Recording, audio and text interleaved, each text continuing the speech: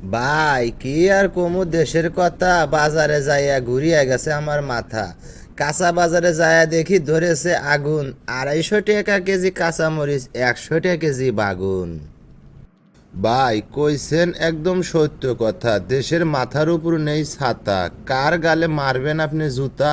এগুলা কথা বাদ দেন, আর কি কি আপনি কিনলেন?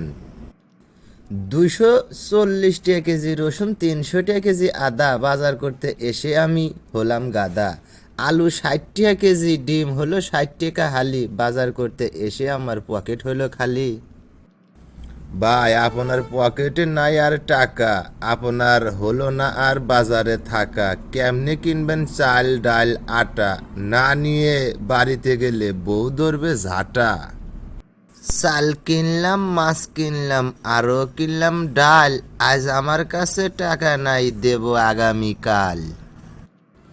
চাল ডাল কিনে দোকানদারকে বানালে বোকা, আগামীকাল দোকানদারকে না দিলে টাকা, তুমি ভালো করেই পাইবেনি শিক্ষা। বাজার নিয়ে আসলাম আমি বাড়ি, বউ আমার হিসাব চাচ্ছে করি করি, রাগে আমার মাথা ঠিক ছিল না, তাই পাও দিয়া মারছি একটু গুড়ি। ভাই তুই রাগে মারছু বউ, তোর পাশে থাকমু না আমরা আর কেউ।